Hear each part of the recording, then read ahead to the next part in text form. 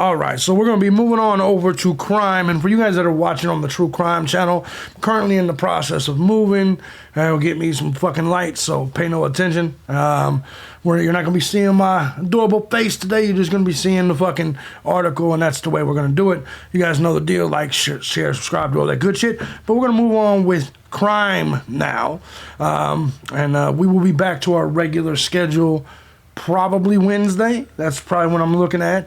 I gotta go pick, like I said, pick up a little desk light and things of that nature. But anyway, let's jump right into the story. We got a mystery, as a dumb bitch, age 31, is found dead on popular Los Angeles surfing beach just hours after her boyfriend reported her missing at 6:40 a.m. Let me tell you guys a story, right? One of the craziest moments of my life. As I was young, and as many of you guys know, my license has been suspended since 2000. That's right, 24 years. And let me tell you what happened, okay? I was up drinking all night. I was with a friend. At about 6 a.m., was being really foolish. Swerved around a telephone pole. Drove through a lady's kitchen, right into her kitchen as she was eating her Cheerios. I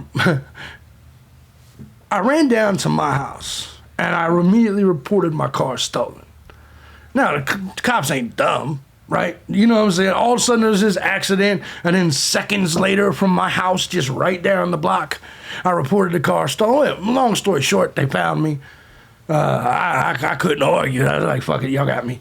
But anyways, the moral of the story, well, A, I lost my license then, because they want a huge-ass restitution to get it back, and I ain't about to pay you motherfuckers to drive. I'll just drive. But anyways, this, when you look at this story right here, it smells like it, right? So 6:40 a.m., the boyfriend says, my bitch is missing. And then hours later, she turns up dead. Jennifer Hanie, age 31, disappeared on Manhattan Beach in the early hours of Friday. Her boyfriend had called police at 6:40 a.m. after searching for 2 hours by himself. I don't believe this shit at all. You know this, right? A 31-year-old woman has been found dead on a popular Los Angeles surfing beach less than 4 hours after her boyfriend reported her missing. Her body was discovered on the sands of Manhattan Beach.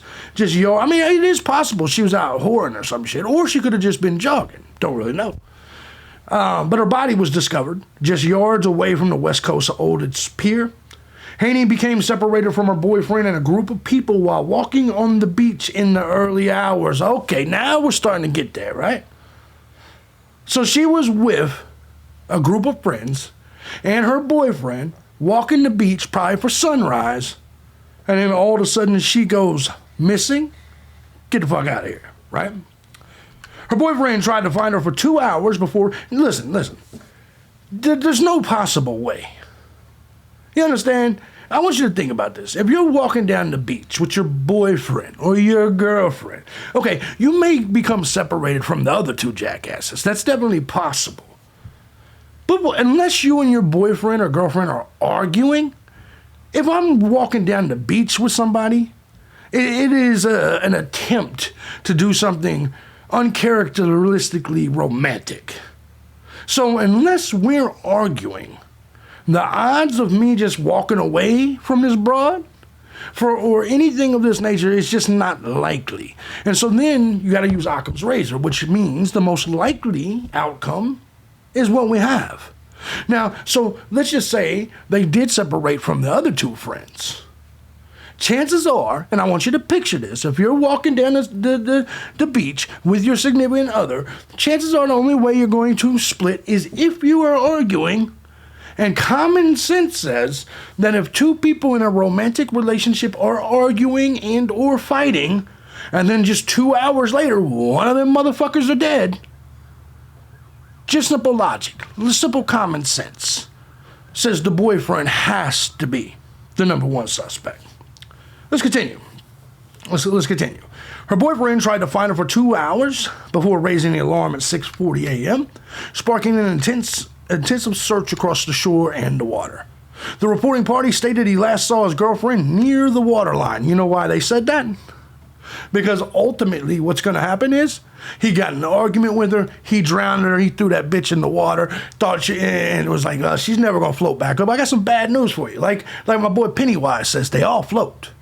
They all float. This bitch will float back up. She will end up on the beach. She will, like a beached whale. And most of these women these days are beach whales anyway. It's just the truth. The reporting party said that he last saw the girlfriend near the waterline. Let's go ahead and continue. The reporting party and his friends searched for the female, and when they could not find her, they called the police department. The Strand and the beach's bike path were shut down between the Manhattan Beach Pier and 15th Street before a lifeguard stumbled across Hanie's body near the 2300. Okay, it did. So it did. The body did. Well, body near the 2300 block on Strand at 10:13 a.m. It was not clear whether Hanie had been in the water or washed ashore, and the L.A. County Medical Examiner's Office is yet to release a cause of death. It's going to be strangulation. It's going to be strangulation or drowning. Either way, the boyfriend is the motherfucker that caused it. Let's just be honest here. Especially if you're out with groups of friends, why would any one individual say, fuck it, I'm going to split from the group and go swimming? But her disappearance at the popular filming location coincided with the aftermath of Wednesday's full moon and high tide at 9:04 a.m. So you see what they're trying to do. When I got up in the morning, I noticed some activity on the beach and didn't really think anything about it. And then I went to work and noticed more activity, said Bob Beverly, who owns the Shellback Tavern on the pier. They had found a body out on the beach, very sad situation, and it appears to be a young girl. I think, to me, this is obvious what's going on here. Let's go take a look at the news video. Here you go. We're getting new information now surrounding the discovery of a woman's body near the Manhattan Beach Pier. Today, investigators released the name of the woman. NBC4's Macy Jenkins joins us now from Manhattan Beach with those new details in the investigation. Macy? Hi, Kathy. Well, this beachfront community is known for volleyball and laid-back days by the water. Well, now everyone in this community is wondering why a 31-year-old woman washed up on the shore here yesterday morning. Police still trying to figure out what led up to that discovery. An early morning call to a Manhattan Beach lifeguard station just before 8:30 on Friday ended in a grisly discovery just a few hours later. Well, when I got up in the morning, I saw that there was some activity out on the beach and didn't really notice anything about it, didn't think anything odd. And then I went to work and I noticed more activity going on. Bob Beverly owns the Shellback Tavern. Started getting calls about lifeguards rushing and heading south from the station on the 2200 block of the Strand with lights and sirens blaring. They had found a body up on the beach, and it's a very sad situation. It appears to be a young girl. The woman identified by LA County Medical Examiner as 31-year-old Jennifer Hanie.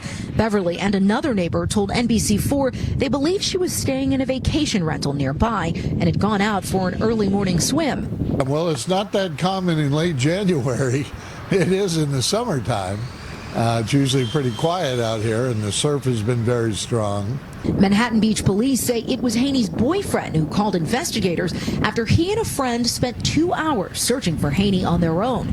Investigators searched the sand and surf, and just after 10 o'clock recovered Hanie's body near the waterline. The cause of death still unclear and puzzling for neighbors who say the overnight hours had been quite serene. In my opinion, I don't think it's actually a mystery at all. It's not that hard to understand.